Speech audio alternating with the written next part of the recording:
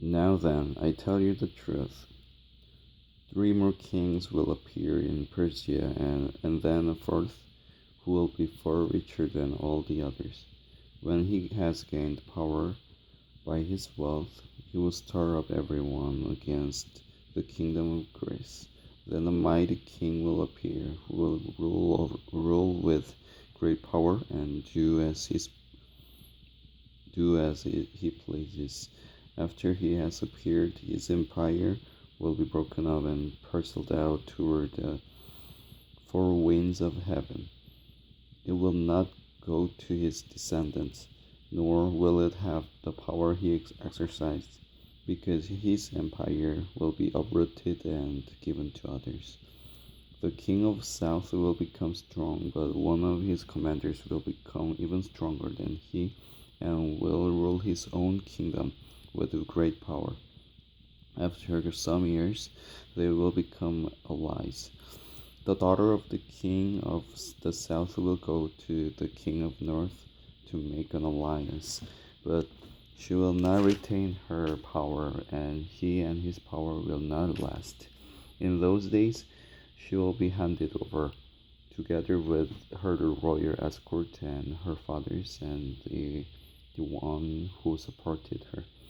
The one from her family line will arise to take her place. He will attack the forces of the king of the north and enter his fortress. He will fight against them and be victorious.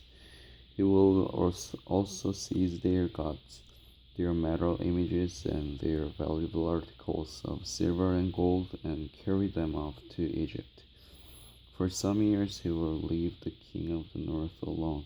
Then the king of the north will invade the realm of the king of the south, but will retreat to his own country. His sons will prepare for war and assemble a great army, which will sweep on like an irresistible flood and carry the battle as far as his fortress. Then the king of the south will march out in a rage and fight against the king of the north, who will raise a large army, but it will be defeated.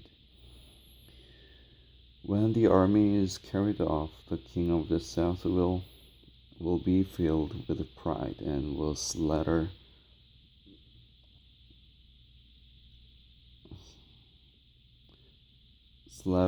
many thousands, yet he will not remain triumphant.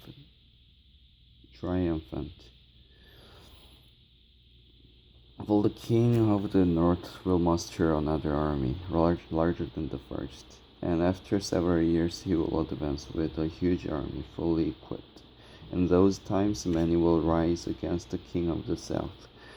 The violent men among your own people will rebel in fulfillment of the vision, but without success. Then the king of the north will come and build up siege ramps and will capture a fortified city. The forces of the south will be powerless to resist. Even their best troops will not have the strength to stand. The invader will do as he pleases. No one will be able to stand against him. He will establish himself in the beautiful land and will have the power to destroy it.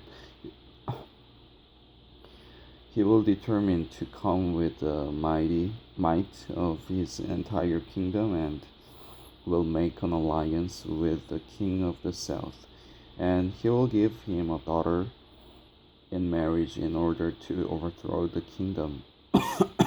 But his plans will not succeed or help him. Then he will turn his attention to the coastal lands and he will take many of them. But a commander will put an end to his insolence and will turn his insolence back upon him. After this, he will turn back toward the fortresses of his own country, but will stumble and fall, to be seen no more. His successor will send out a tax collector to maintain the royal splendor. In a few years, however, he will be destroyed, yet not in anger or in battle. He will be succeeded by a contemptible contemptible person who has not been given of the honor of royalty. He will invade the kingdom when its people feel secure, and he will seize it through intrigue. Then an overwhelming army will be swept away before him. Both it and the prince of the covenant will be destroyed. After coming to an agreement with him, he will act deceitfully, and with only a few people he will rise to power. When the richest provinces feel secure, he will invade them and will achieve what neither his fathers nor his forefathers did. He will distribute plunder, loot, and wealth among his followers. He will plot the overthrow of fortresses, but only for a time. With a large army he will store up his strength and courage against the king of the south. The king of south will wage war with a large and very powerful army, but he will not be able to stand because of the plots devised against him. Those who eat from the king's provisions will try to destroy him. His army will be swept away, and many will fall in battle. The two kings, with their hearts bent on evil, will sit at the same table and lie to each other, but to no avail.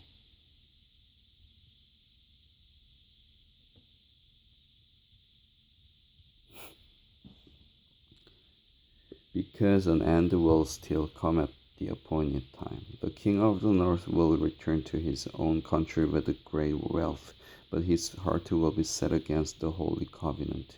He will take action against it and then return to his own country.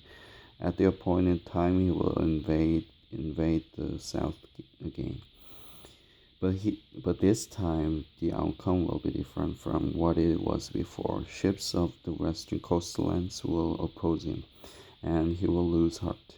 Then he will turn back and vent his fury against the holy covenant.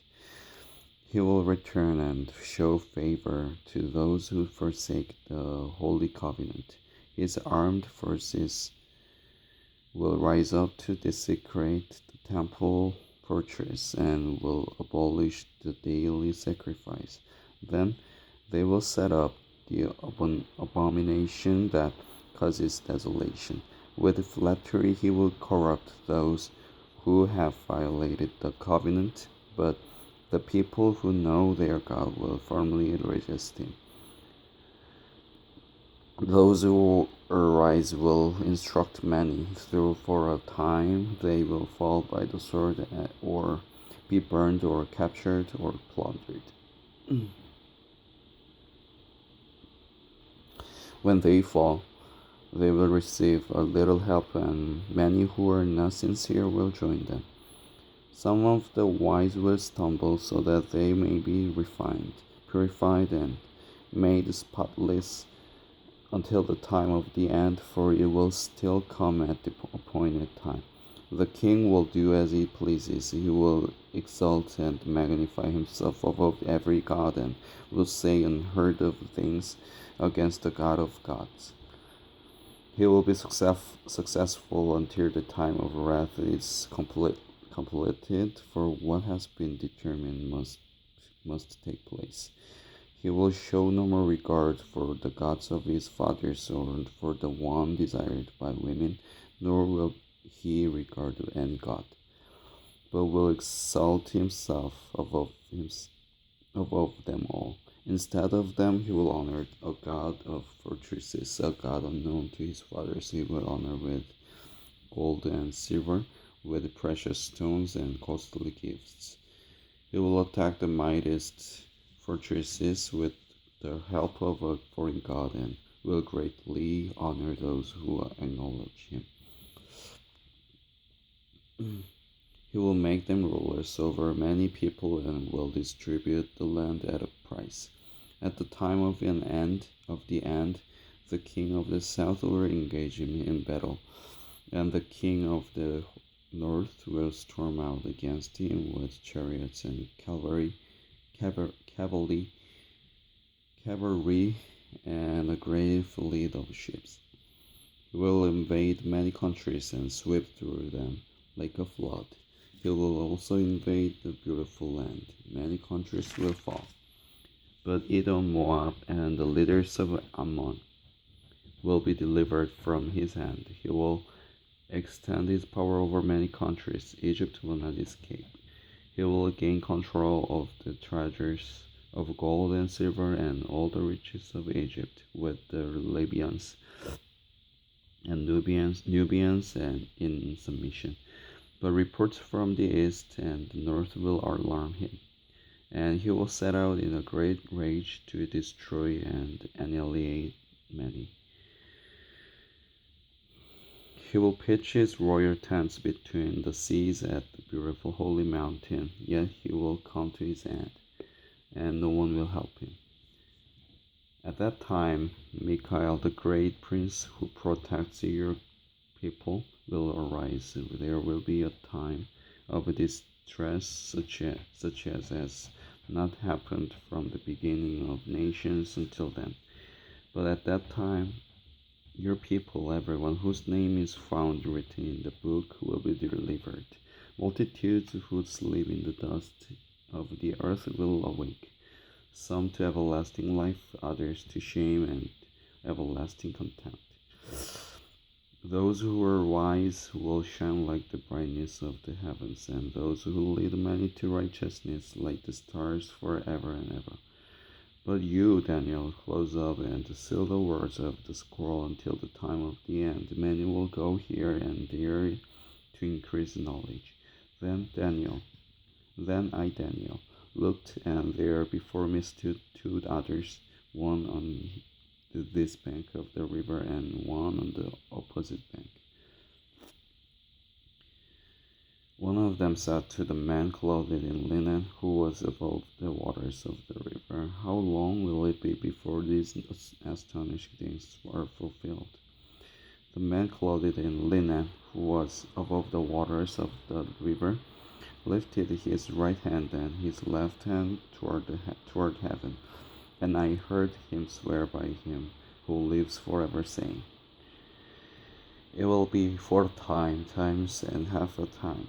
When the power of the holy people has been finally broken, all these things will be completed."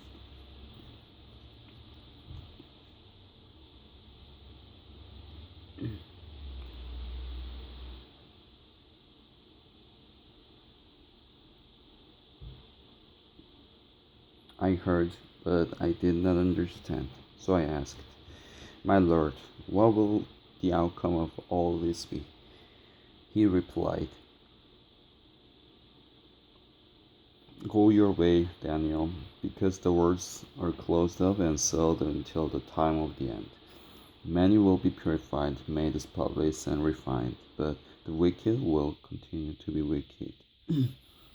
None of the wicked will understand, but those who are wise will understand. From the time that the daily sacrifice is abolished and the abomination that causes desolation is set up, there will be 1,290 days. Blessed is the one who waits for and reaches the end of the 13 to 35 days. As for you, go your way till the end. You will rest, and then at the end of the days you will rise to receive your allotted inheritance.